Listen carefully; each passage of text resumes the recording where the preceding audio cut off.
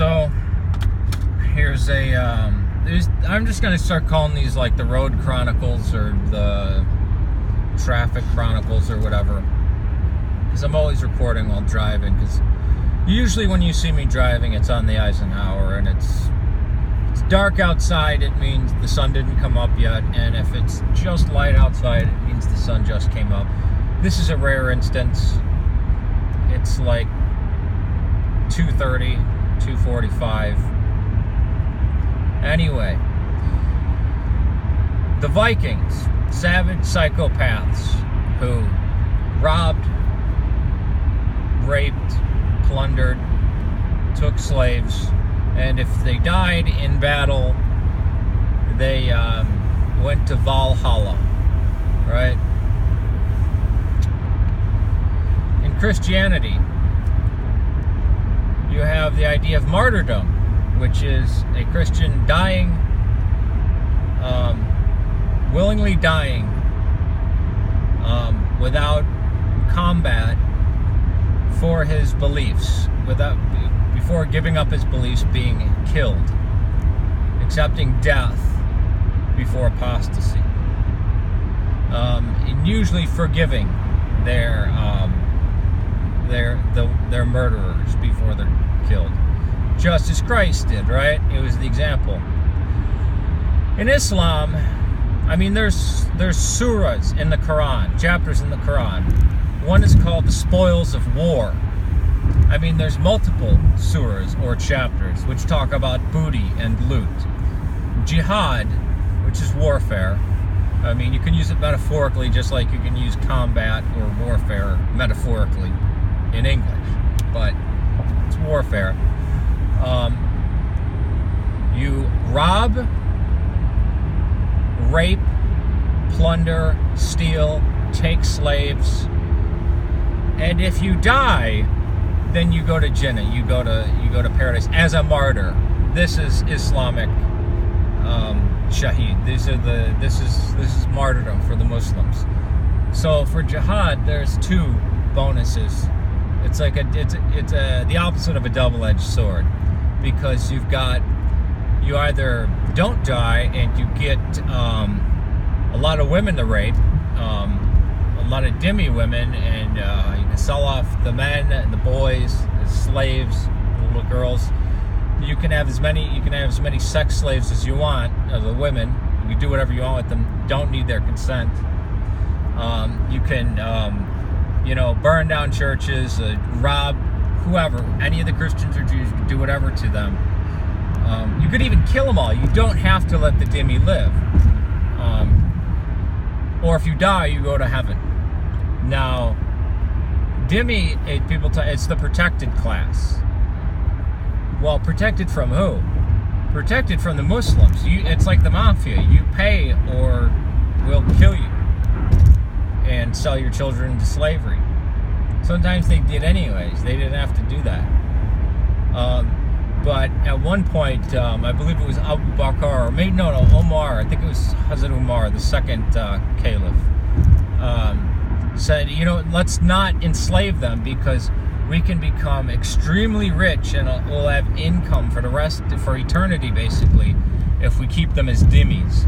Because it was 10%, but sometimes it was 10% per person in your family. Sometimes it was 30%, sometimes it was 10% 4 times a year, sometimes it's 10% every month. 10% of your wealth, mind you. And you paid it with willing submission, feeling yourself subdued. So they'd either slap you on the back of your neck really hard when you handed it over, or you had your head on the ground and the sultan or whoever, or one of the emirs or whatever, you wouldn't give it directly to caliph. Sometimes the Khalifa, you'd give it to have your head, if his foot on the back of your head, and he'd smack you with a rod, so you felt yourself subdued. And there was also a bunch of other things Christians weren't allowed to do, like have churches that were more grander than a mosque or taller. They'd be demolished, or rebuilding a church or a monastery. That wasn't allowed. Displaying a cross. Oh, also under Islamic law, the Dhimmis, when a Muslim killed a Christian, he couldn't be put to death. If he killed a Christian for any reason, he couldn't be put to death. If a Christian killed a Muslim for any reason, even in self-defense, he must be put to death. This is in Islam. And even the Quran onlyists, this new movement of the Quran onlyists,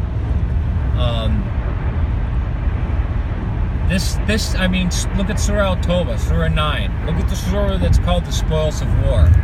Even if you reject the Sirah, the Sunnah, Hadith, basically the Sunnah, but the Sunnis, they're the worst because of the garbage that they follow, like Omar and Abu Bakr, who were terrible people. Muhammad had a sex slave marry the Copt, or a quote-unquote wife. But when a Christian woman, a Muslim man can marry a Christian woman, but a Christian man couldn't marry a Muslim woman, or even look at her. I mean, really. But the Muslim woman who married the Christian woman that was married to the Muslim man, her children must be raised Muslim, not Christian, and she can no longer eat pork or drink wine. How do Christians, how do they communicate with their God? The Eucharist, right? That's probably why that intinction and concomitance, or whatever it's called, where if you just take the wafer, you're fine, because of Andalusia, which was a fucking horrible nightmare for Christians that lived there. And if you actually look at the accounts that the Christians and the Muslims themselves talked about when the Muslims were conquering, what's wrong with the Inquisition of kicking the Muslims out? And the traitorous Christians that converted to Islam. By the end of the Reconquista, when they took Cordoba, there wasn't a single Christian there left. And sometimes they deport because of what happened at Tours, where Charles Martel kicked the shit out of the Muslim invaders like 3 times. They deported large parts of the Christian population of Spain to part North Africa, and so sometimes they just enslave them. You know, you're a slave. I mean, you really have. I mean, this is all Sharia too. Sharia applies to the atheist, to the Jew, to the Christian, to the Hindu, to the Muslim, everybody. There's no separating it. The Hindus and the atheists must be killed, but the Christians and the Jews, you're allowed to have them as slaves. So that's what dhimmi means. It's the protected ones. Protected from who? From the Muslims raping and killing them. And still, sometimes that didn't prevent them. Because they can get angry and kill you. And you know what? No, they're not going to be put to... They might have to pay a fine. They might not. They might not even face a fine. They could just say, oh, he insulted me. And that was enough, because a Christian life is worth nothing. The BBC put out some fucking documentary. I almost vomited in my mouth. I even skipped certain parts of it because I was so outraged. Freaking lie. Oh, it's like the Muslims were so tolerant and the Catholics were so evil.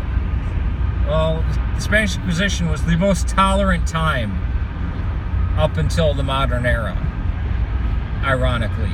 And the propaganda from England distorts it into a terrible time.